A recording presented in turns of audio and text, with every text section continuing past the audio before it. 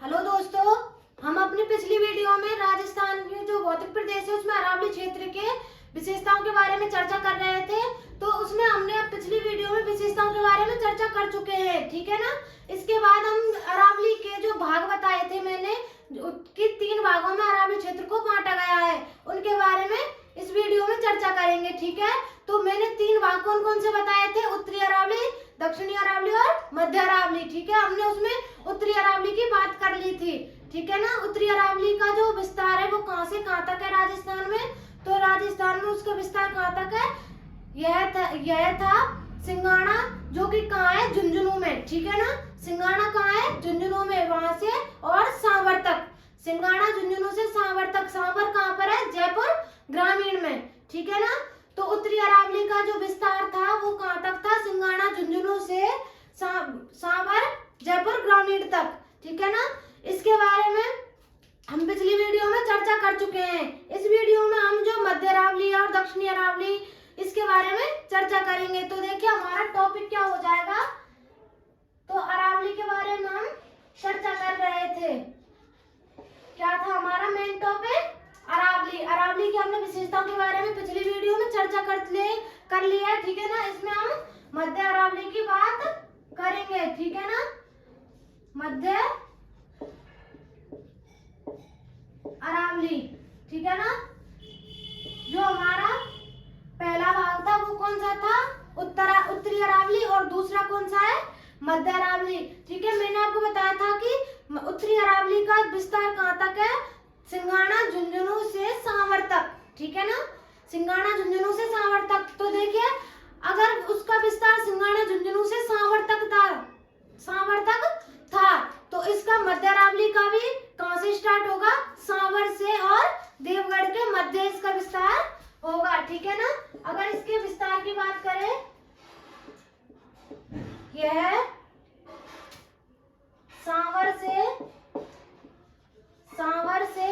सांवर कहां पर है, जयपुर ग्रामीण में, ठीक है। जयपुर ग्रामीण में, सांवर से जयपुर ग्रामीण के, सांवर से जो कहां पर है, जयपुर ग्रामीण में, और कहां तक, देवगढ़ के मध्य, ठीक है।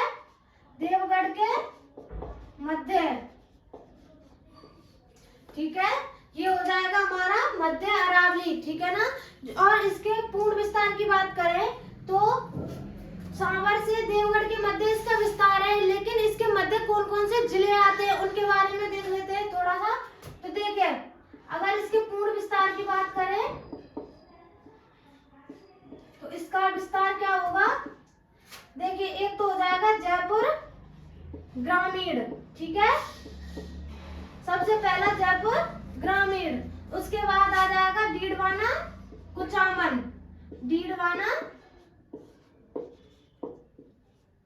कुचामन का कुछ भाग, ठीक है ना। देखिए जयपुर ग्रामीण और डीडवाना कुचामन ये 2 जिले ऐसे हैं इनका जो कुछ भाग, मतलब थोड़ा बहुत भाग ही जो मध्य अरावली में आता है, ठीक है ना। और जिनका पूर्ण भाग मध्य अरावली में आता है वो कौन कौन से जिले हैं, तो देखिए अजमेर, ब्यावर, और कौन सा हो जाएगा, राजसमंद, ठीक है। अजमेर, ब्यावर और राजसमंद, ये 3 जिले ऐसे हैं जिनका पूर्ण रूप से जो पूर्ण भाग है वो किस में आता है, मध्य अरावली में, ठीक है ना। अगर इसकी जो सर्वोच्च चोटी है उसकी बात करें, मध्य अरावली की सर्वोच्च चोटी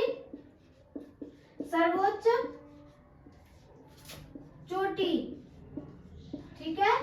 सर्वोच्च चोटी कौन सी हो जाएगी इसमें, टोडगढ़, ठीक है, टोडगढ़। और देखिए टोडगढ़ के ही 2 नाम और हैं, ठीक है, गोरम जी और मोरारजी, ठीक है। टोडगढ़ के 2 अन्य नाम कौन कौन से, गोरम जी और मोरारजी। और इसकी जो ऊंचाई है उसकी बात करें तो कितनी है इसकी ऊंचाई, इसकी ऊंचाई हो जाएगी 933.70 मीटर, ठीक है। 933.70 मीटर इसकी ऊंचाई है, ठीक है ना। और देखिए इसकी जो औसत ऊंचाई है, मध्य अरावली की औसत ऊंचाई कितनी है, 700, ठीक है। अगर मध्य अरावली की औसत ऊंचाई की बात करें तो कितनी है इसकी ऊंचाई, 700 मीटर, ठीक है ना, 700 मीटर। मध्य अरावली का केंद्र बिंदु क्या है, तो केंद्र बिंदु की बात करें, केंद्र बिंदु हो जाएगा तारागढ़ पहाड़ी, ठीक है, तारागढ़ पहाड़ी, ठीक है ना। और जो देखिए मध्य अरावली है, इसमें जो हमारे पर्यटन केंद्र हैं, पर्यटन स्थलों की बात करें, पर्यटन स्थल, ठीक है, पर्यटन स्थल कौन कौन से हैं, तो देखिए एक तो हो जाएगा पुष्कर, ठीक है, पुष्कर कहाँ पर है हमारा, अजमेर में। दूसरा हो जाएगा आना सागर, आना सागर, ठीक है ना, ये इसके पर्यटन स्थल है, ठीक है ना। तो देख लीजिए ये हो गई हमारी मध्य अरावली। इसके बाद हम दक्षिणी अरावली की बात करेंगे, ठीक है ना। तो देखिए आगे चलते हैं।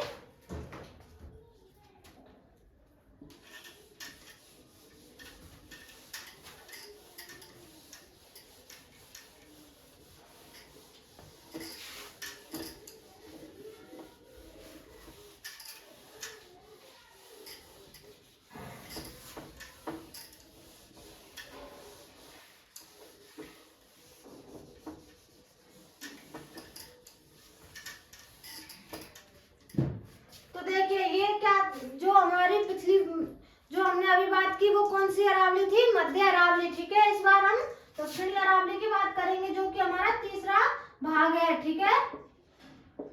दक्षिणी अरावली, दक्षिणी अरावली की बात करें तो इसका विस्तार कहां तक है, इसका विस्तार हो जाएगा देवगढ़ से, और यह है देवगढ़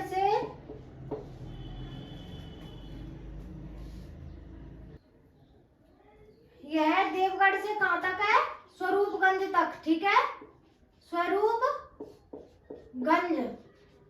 देवगढ़ से स्वरूपगंज के मध्य, ठीक है, के मध्य। जो हमारा दक्षिणी अरावली है उसका विस्तार कहां तक है, देवगढ़ से स्वरूपगंज के मध्य, और स्वरूपगंज कहां पर है हमारा, सिरोही में, ठीक है ना। अगर इसके पूर्ण विस्तार की बात करें, अगर इसके विस्तार की बात करें कि इसका विस्तार किस किस जिले में है, तो देखिए सबसे पहले आ जाएगा राजसमंद, राजसमंद, पाली, इसके बाद सिरोही, उदयपुर, डूंगरपुर,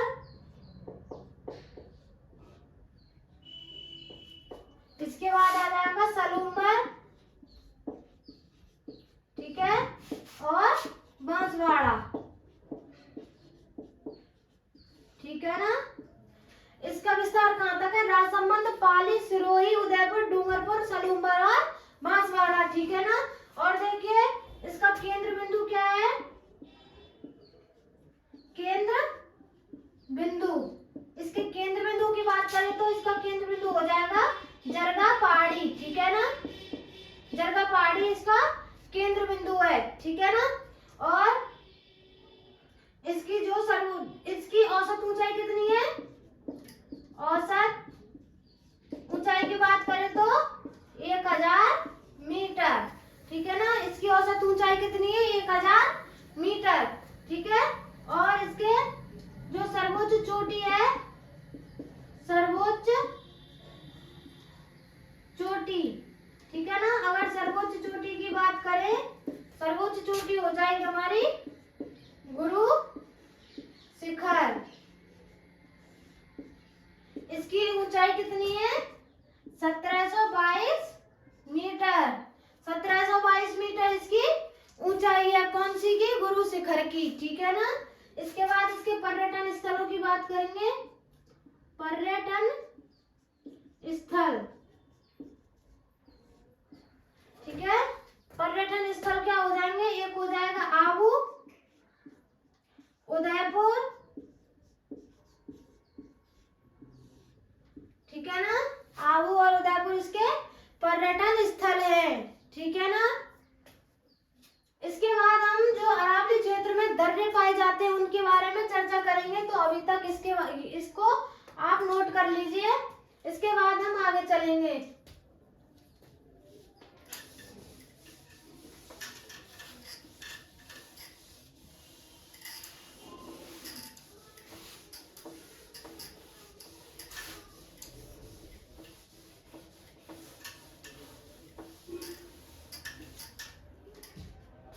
तो देखिए, जो हमारे अरावली क्षेत्र है उसके हमने जो 3 भाग किए थे उसके बारे में चर्चा कर ली है। ठीक है ना।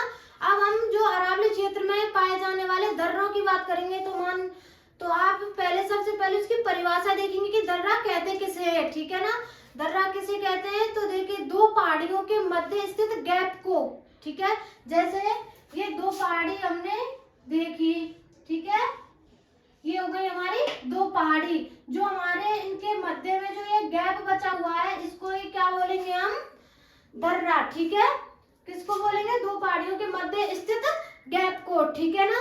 अगर एक तो इसकी परिभाषा ये हो जाएगी, और इसे क्या कह सकते हैं कि 2 पहाड़ियों के मध्य, ठीक है, 2 पहाड़ियों के मध्य स्थित तंग रास्ते को, क्योंकि ये रास्ता जैसा हो जाता है, इसमें रास्ता भी निकाल लेते हैं। ठीक है ना, तो इसको क्या बोलेंगे, दर्रा बोलेंगे। ठीक है, तंग रास्ते को, 2 पहाड़ियों के मध्य तंग रास्ते को क्या बोलेंगे हम, दर्रा। ठीक है ना। सबसे पहले हम दर्रे की परिभाषा देखेंगे। ठीक है ना, दर्रा। ठीक है, दर्रा कहते किसे हैं, तो देखिए 2 पहाड़ियों के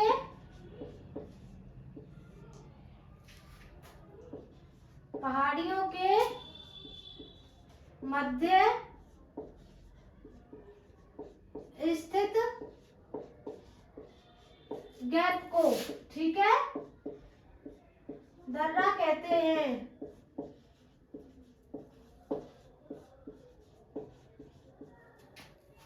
तो 2 पहाड़ियों के मध्य स्थित गैप को क्या कहते हैं हम, दर्रा। या फिर इसकी परिभाषा ये भी लिख सकते हैं, 2 पहाड़ियों के मध्य स्थित तंग रास्ते को, ठीक है, तंग रास्ते को क्या बोलेंगे, दर्रा। ठीक है, दर्रा कहते हैं।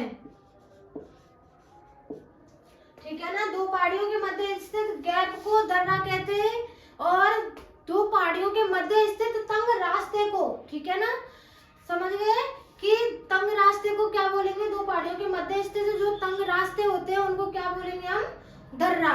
ठीक है ना।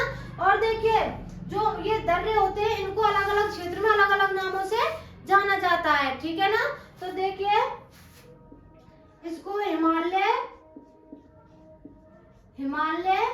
या तिब्बत क्षेत्र में, ठीक है, तिब्बत क्षेत्र में, इसको हिमालय व तिब्बत क्षेत्र में क्या कहते हैं, तो इसको हिमालय व तिब्बत क्षेत्र में कहते हैं ला।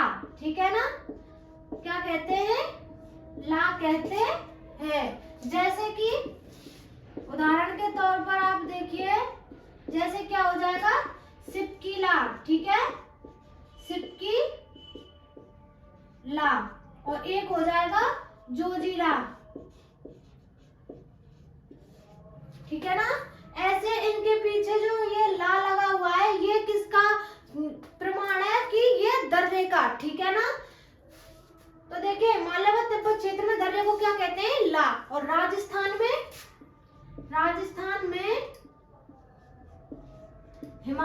जो राजस्थान में क्या कहते हैं, इसको कहते हैं नाल। ठीक है ना, नाल। राजस्थान में इसे नाल कहते हैं और हिमालय और तिब्बत क्षेत्र में क्या कहते हैं, तो ला कहते हैं, ठीक है ना।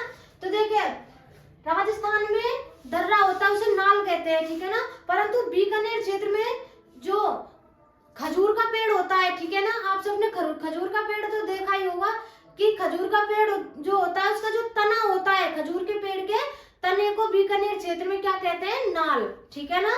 इसको आप नोट में लिख लीजिए। बीकानेर क्षेत्र में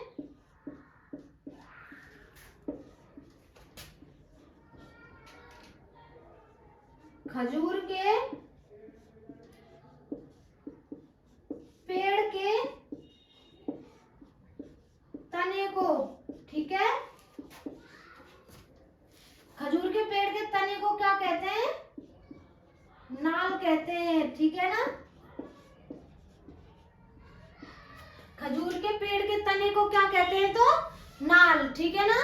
इसके बाद ये हो गई थोड़ी बहुत दर्रे की डिटेल्स, ठीक है ना। ये क्या होता है, दर्रा कहते किसे है कि दो पहाड़ियों के मध्य स्थित गैप को या तंग रास्ते को क्या बोलेंगे हम, दर्रा।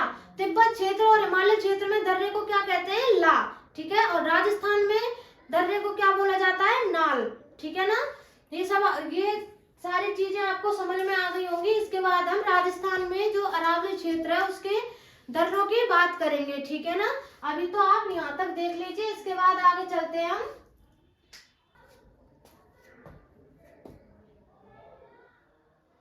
इसके बाद आगे चलते हैं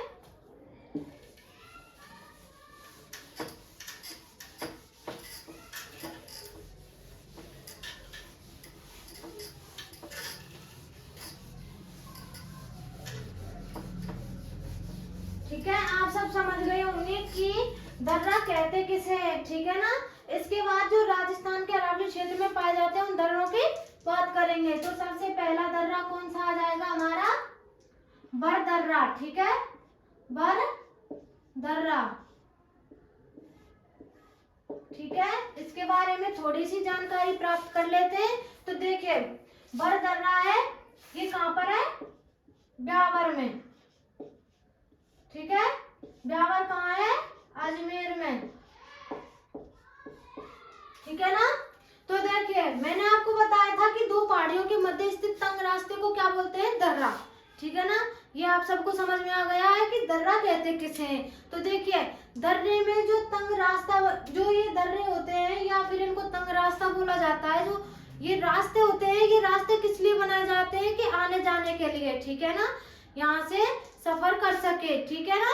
तो देखिए आने जाने के लिए बनाते हैं। तो ये जो ये दर्रे होते हैं कि एक शहर से दूसरे शहर को जोड़ते हैं, शहर या गांव या कोई भी कुछ भी ले लीजिए आप क्षेत्र को, ये एक क्षेत्र से दूसरे क्षेत्र को जोड़ने का कार्य करते हैं। तो देखिए जो हमारा ये बर दर्रा है जो ब्यावर में, ये किसको किससे जोड़ता है, तो देखिए ये बर को ब्यावर से जोड़ता है, ठीक है ना। इसमें थोड़ा सा लिख लीजिए, यह है बर को ब्यावर से जोड़ता है, ठीक है, बर को ब्यावर से जोड़ता है, ठीक है ना। ये हो गई बर दर्रा, ठीक है ना। बर दर्रा क्या करता है कि बर को ब्यावर से जोड़ता है। और देखिए यहाँ से एक राष्ट्रीय राजमार्ग भी गुजरता है, वो कौन सा है, 25 राष्ट्रीय राजमार्ग, NH 25, ठीक है ना।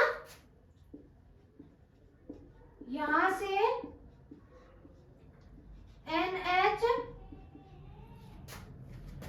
25, ठीक है, NH 25 राष्ट्रीय राजमार्ग, ठीक है, राष्ट्रीय राजमार्ग गुजरता है,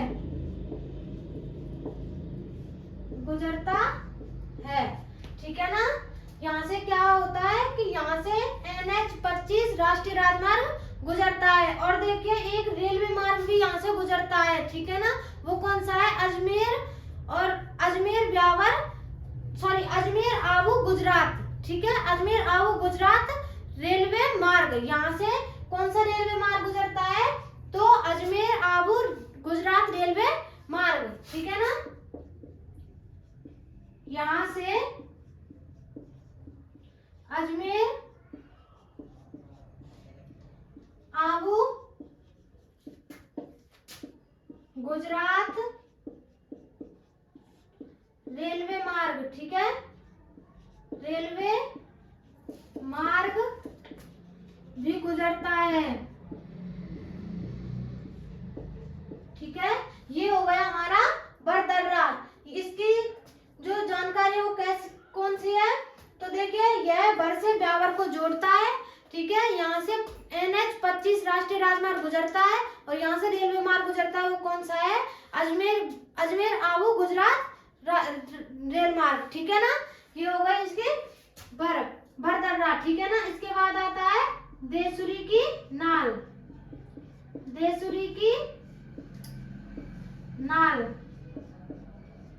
मैंने आपको पहले बताया कि राजस्थान में दर्रे को क्या बोला जाता है, नाल। तो देखिए ये दर्रा जो देसुरी की नाल है वो कहाँ पर है, पाली में, ठीक है, पाली में, ठीक है। तो देखिए ये पाली को किससे जोड़ता है, तो देखिए यह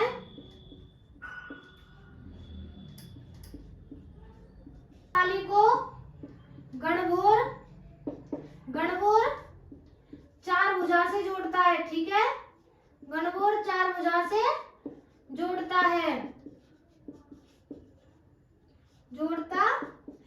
मैंने आपको बताया था कि दर्रा क्या कार्य करता है, एक क्षेत्र को दूसरे क्षेत्र से जोड़ने का कार्य करता है। तो देखिए यह देसुरी की नाल है जो कि कहाँ पर है, पाली में, ठीक है। देसुरी की नाल दर्रा है वो कहाँ पर है, हमारा पाली में। और ये किसको, पाली को गणगौर चार भुजा से जोड़ता है। एक यहाँ से राष्ट्रीय राजमार्ग भी गुजरता है, वो कौन सा है, तो देखिए यहाँ से 162 NH 162 राष्ट्रीय राजमार्ग गुजरता है, ठीक है, राष्ट्रीय राजमार्ग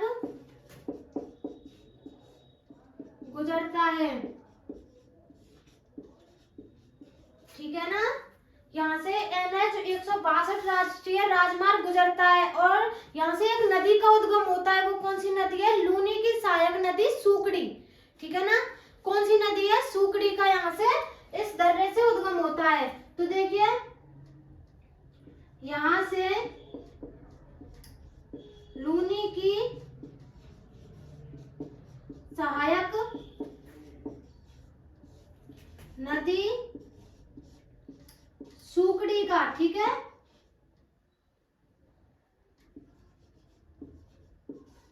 सूकड़ी का उद्गम होता है।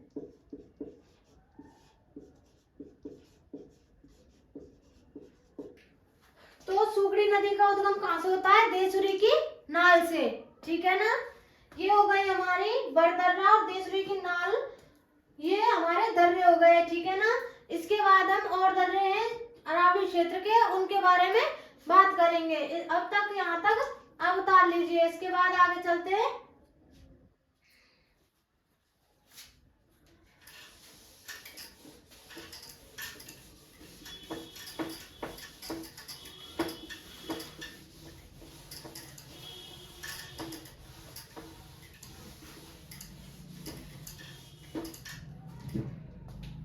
ठीक है, इसके बाद हम आगे और जो दर्रे हैं उनके बारे में चर्चा करेंगे। तो देखिए तीसरे नंबर का हमारा कौन सा दर्रा है, हमारा जो तीसरा दर्रा है वो कौन सा है, गोरम घाट, ठीक है, गोरम घाट दर्रा, ठीक है ना।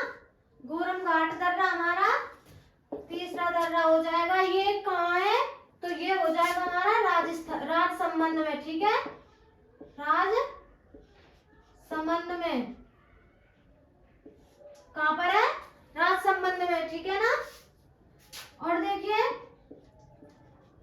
यहां से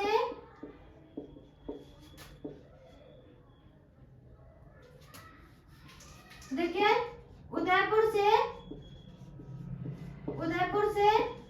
जोधपुर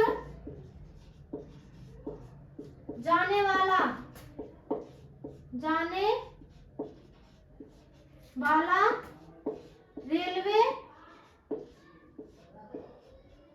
ठीक है, रेलवे मार्ग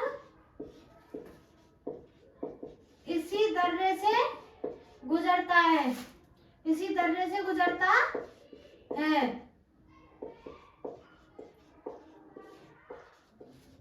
तो उदयपुर से जोधपुर जाने वाला रेलवे मार्ग इसी दर्रे से गुजरता है, ठीक है ना। और देखिए ये जो गोरम घाट है, यह गोरम घाट राजस्थान का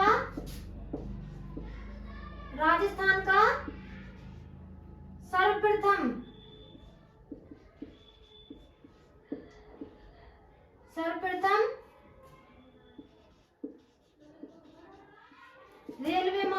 रेलवे स्टेशन है, ठीक है ना, रेलवे स्टेशन है, ठीक है। यह जो गोरम घाट है, ये जो गोरम घाट दर्रा है, यह रेलवे स्टेशन है, ठीक है ना। यह सर्वप्रथम जो हमारे राजस्थान का सबसे पहला रेलवे स्टेशन है। और यह किस पर आधारित है? यह पूर्णतः सौर ऊर्जा पर आधारित है, ठीक है, सौर ऊर्जा पर आधारित है। यह किस पर आधारित है? सौर ऊर्जा पर, ठीक है ना।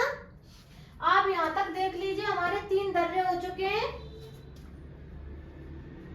बरदर्रा, देवसुरी की नाल दर्रा और गोरम घाट दर्रा, ठीक है ना। इसके बाद हम जो और बचे कुछ दर्रे हैं उनके बारे में अगली वीडियो में चर्चा करेंगे। तो अभी तक के लिए धन्यवाद।